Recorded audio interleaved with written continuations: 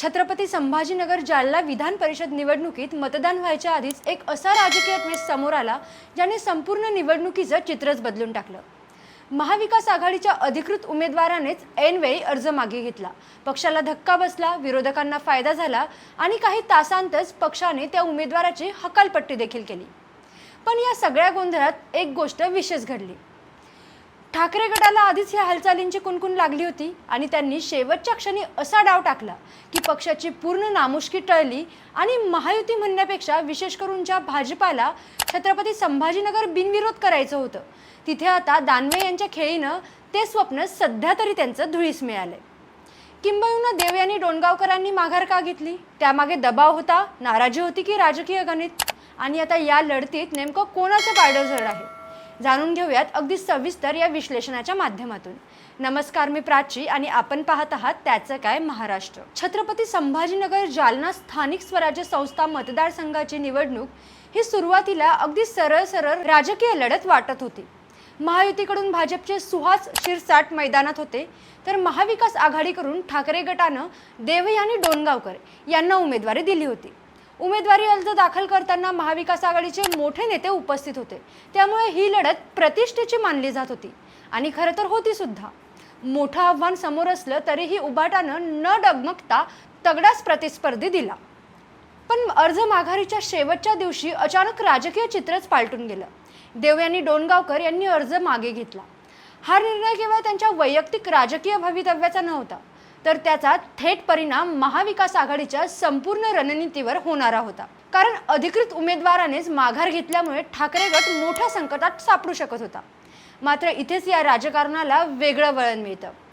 ठाकरे गटाला काही दिवसांपासूनच संशय होता की काहीतरी घडत आहे, डोणगावकर माघार घेऊ शकतात अशी ही माहिती पक्षातील काही नेत्यांना मिळाली सुद्धा होती। त्यामुळे त्यांनी आधीच एक सुरक्षा कवच तयार केलं होतं। गणेश लोखंडे यांचा अपक्ष अर्ज भरून ठेवण्यातही आला होता। वरवर पाहता आता हा अपक्ष उमेदवार वाटत असला तरी प्रत्यक्षात तो पक्षाचा बॅकअप प्लॅन होता। बरं बघा, भाजपने सगळे उमेदवार मॅनेज केले, सत्तार यांच्या मुलाने अर्जही मागे घेतला, इतर जे काही उमेदवार होते त्यांनीही माघार घेतली, पण गणेश लोखंडे कुठेच या चित्रात आधीपासूनच नव्हते। भाजपला याबाबत कुठलीच कल्पना देखील नव्हती आणि जेव्हा देव यांनी डोणगावकरांनी माघार घेतली तेव्हा अवघ्या काही मिनिटातच गणेश लोखंडे यांना महाविकास आघाडीचा अधिकृत उमेदवार म्हणून घोषित करण्यात आलं। त्यामुळे जे संकट पक्षावर कोसळणार होतं ते मोठ्या प्रमाणात टळलं। अन्यथा ठाकरे गटाला या मतदारसंघात उमेदवारच उरला नसता। आता शेवटच्या क्षणी उमेदवार आला म्हटल्यावर भाजपकडेही पर्याय नव्हता आणि इथे त्यांचं बिनविरोध निवड हे स्वप्न भंगलं। मात्र आता प्रश्न इथेच थांबत नाही। सर्वात मोठा प्रश्न असा आहे की डोणगावकरांनी माघार का घेतली? त्यांचे पती कृष्णा डोणगावकर यांनी याबाबत खुलासा देखील केला। त्यांच्या म्हणण्यानुसार उमेदवारी अर्ज भरल्यानंतर लगेचच गंगापूर सहकारी साखर कारखान्याच्या संचालक मंडळावर कारवाईची नोटीस आली। ही नोटीस राजकीय दबाव निर्माण करण्यासाठी देण्यात आली असाही त्यांनी आरोप सुद्धा केला। शिवाय ही निवडणूक सुद्धा अत्यंत खर्चिक होती आणि विजयाची शक्यता मर्यादित होती, त्यामुळे वास्तववादी निर्णय घेत माघार घेतल्याचं त्यांनी सांगितलं। म्हणजे त्यांच्या म्हणण्यातून सरळ अर्थ निघतो, नोटीस आली, उमेदवारी अर्ज मागे घेतला, म्हणजे त्यांनी उमेदवारीपेक्षा कारखान्याला प्राधान्य दिलं। पण राजकारणात कसं असतं ना, प्रत्येक गोष्टीची दुसरी बाजू देखील असते। कारण ठाकरे गटानं लगेचच कठोर भूमिका घेतली। पक्षाशी प्रतारणा केल्याचा आरोप करत संजय राऊत यांनी देव यांनी डोणगावकर आणि कृष्णा डोणगावकर यांची पक्षातून हकालपट्टी देखील जाहीर केली। एवढंच नाही तर मागील काही दिवसांपासून ते शिंदे गटाच्या संपर्कात असल्याचाही दावा उभाटाकडून करण्यात आला। त्यामुळे आता हा वाद केवळ माघारीपुरता मर्यादित राहिलेला नाही, हा विश्वासघात विरुद्ध दबाव अशा दोन गोष्टींमध्ये विभागला गेलाय।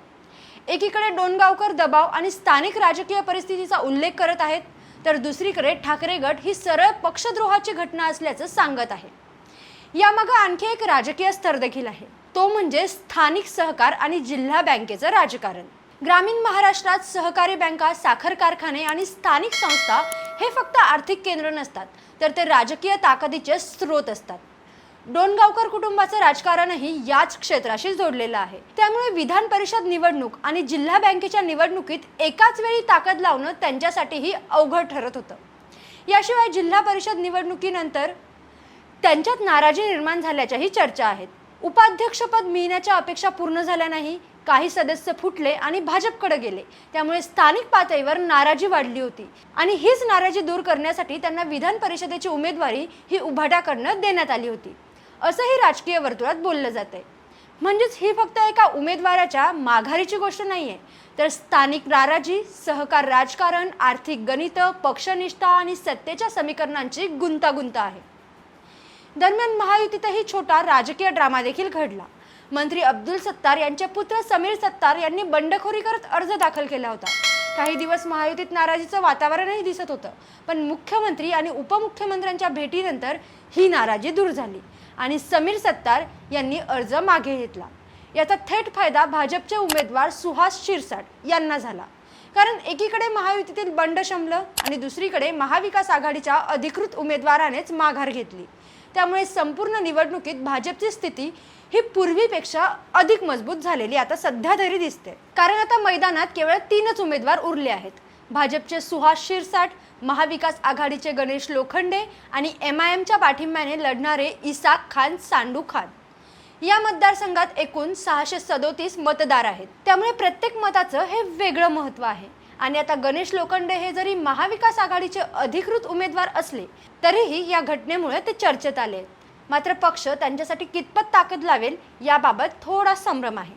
पण आता या निवडणुकीचा निकाल काहीही लागो, पण राजकीय दृष्टिकोनातून सर्वात मोठा संदेश मात्र वेगळाच आहे.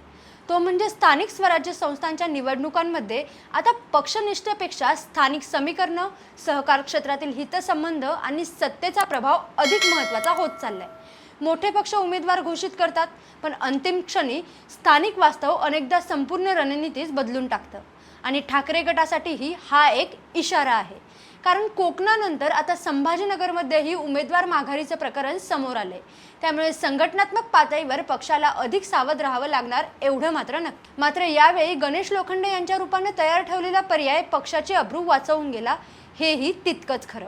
छत्रपती संभाजीनगरच्या या निवडणुकीत अखेरच्या क्षणी उमेदवार बदलला, पक्षातून हकालपट्टी झाली, बंड शमलं आणि राजकीय आरोप प्रत्यारोपांचं नवं पर्व सुरू झालं. पण खरी परीक्षा आता मतदानाच्या दिवशीच होणार आहे, कारण या संपूर्ण घडामोडींनी मतदारांवर नेमका काय परिणाम केला आहे हेच निकाल ठरवणार आहे. आणि त्यामुळे आता सगळ्यांचं लक्ष एकाच प्रश्नाकडे लागले, देवयानी डोणगावकरांच्या माघारीने फक्त एकच उमेदवार बदलला आहे की संभाजीनगरच्या राजकारणातील भविष्यातील अनेक समीकरणांची नवी सुरुवात झाली आहे? तुम्हाला काय वाटतं? सत्तेचा धाक दाखवून विरोधी उमेदवारांवर दबाव आणणं हे तुम्हाला कितपत योग्य वाटतंय? कमेंटमध्ये नक्की सांगा. बाकी राजकारणाच्या आखाड्यात आपली नजर कायम असणारच आहे, तेव्हा कुठेही जाऊ नका, पाहत राहा, सबस्क्राईब करा. त्याचं काय महाराष्ट्र.